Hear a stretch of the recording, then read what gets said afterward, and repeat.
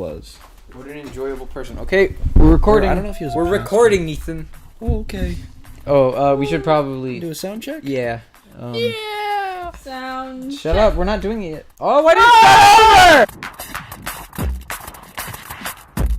Hello, welcome to Patron Station, the show where I am forced to review movies because people have paid me to do so.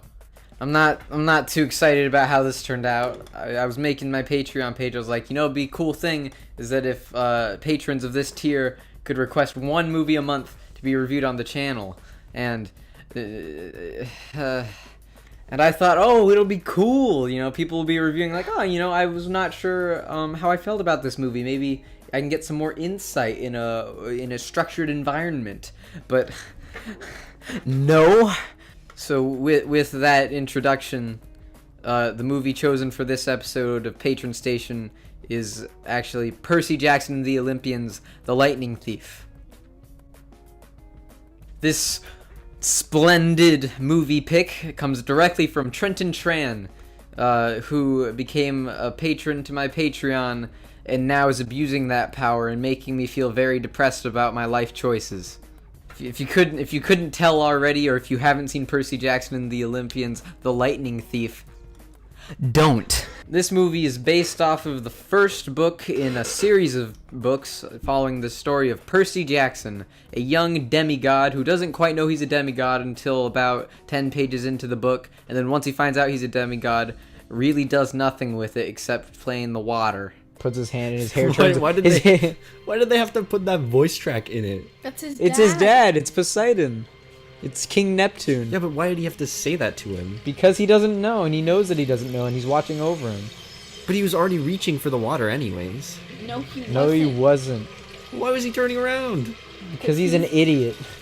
And I actually liked the books growing up. I thought they were fun. They were easy to read. They were for kids, and they had some structured storyline, and it was fine. It was a fine book series. And then it was announced that the whole series would be made into a series of movies, and everybody was like, wow, cool. That will go great. The translation from page to screen was a little rough, and the story was changed enough to be noticeable, but not enough for you to notice if you weren't that invested into the books, or really a kid. So, who cares? But now that I look back on the movie, it's a monstrosity that I don't know why God allowed this, but it exists, and I had to watch it for the price of $8. The movie's marketed towards kids, and yet there's a lot of mild adult themes that were emphasized too much in the movie that were kind of just glazed over in the book because the books were made for kids. And it really doesn't merge well. The kids go to a casino and get high. He just looks around like he's so confused. Oh gosh. Yeah, because they've just dropped ecstasy Look there. I think I figured it out. I think I know why we're here. to party. Why are we here? To have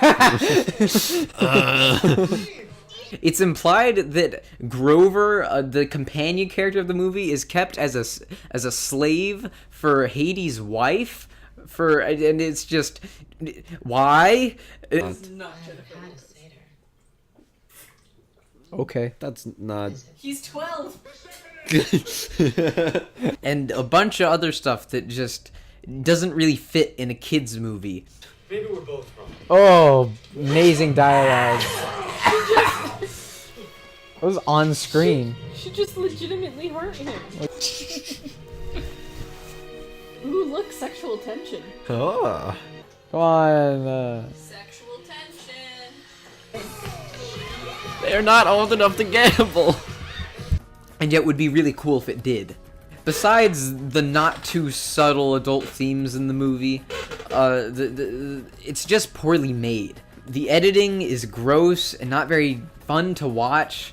The cinematography is bland. The acting is really bad. But the most impactful thing was that the dialogue was just really, really terrible. There are so many points in the movie where something could be cool, and because always when you're watching a kids movie, you always go, "Oh, well, that was cool. They tried to do a cool thing for kids," but it's always ruined by the dialogue. So it's like a climactic moment, and somebody says something and it ruins it. Son of Poseidon. I I used to date your daddy. Stop. Of course, with all of the things that don't fit in a movie, continuity errors, editing, cinematography, blah, blah, blah, I'm not going to be going into that. Because it's a kid's movie, there's no reason you should be looking into this analytically. Can we pause for a second? Yeah. Pause the movie. Where did all that water go? It must have been. There are people on the floor drowning. That had to be at least 500 gallons of water. Just dropped onto the Just street. falling off of some random New York City building. No, I'm not going to do that. But we're going to be looking at the basic things that you can make fun of any movie for having. Wasted actors, for one, such as Uma Thurman is in this movie. Why? She does competent movies like Kill Bill or Pulp Fiction, but not Percy Jackson. And even though she did do it, whatever, you have to make money, you have to make a living with acting, and it's hard to come by jobs sometimes.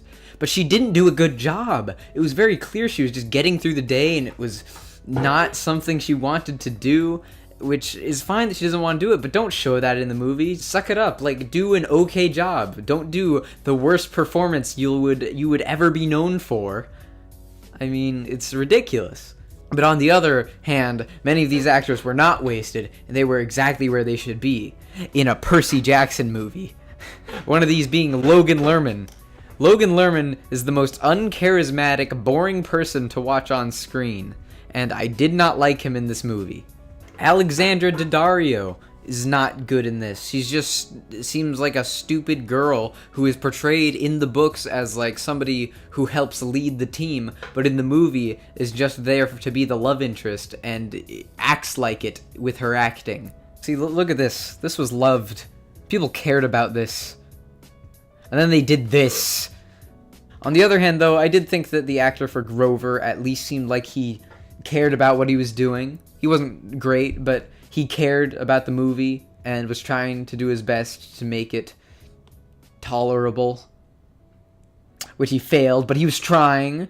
But the rest of the movie just seemed so bland and unimportant, and you were kind of watching with the attitude of, well, why do I care about this? Why do I care about Percy Jackson and the stolen lightning bolt? Who cares? Who cares about these people? Why am I watching this?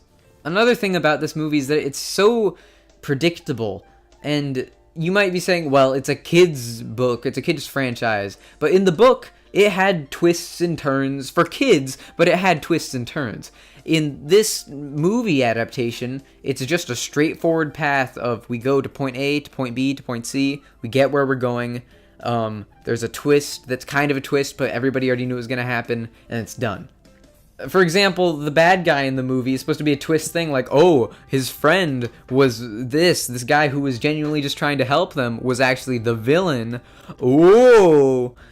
And this was executed fine in the books, because all there was in the books was, oh, yeah, man, I'm son of Hermes. Here, you might be able to use these. You might be able to use these, you know. You go and do it.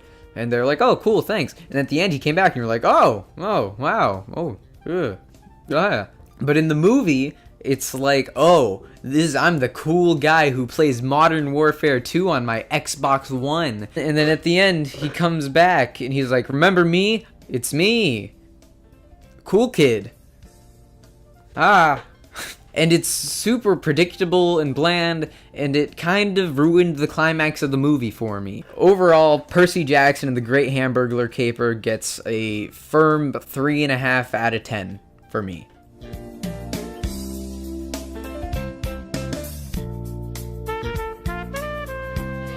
Oh wait, no, okay, that's not ripped off though, because they're painting. They're not like. Oh, It's terrible. that's awful.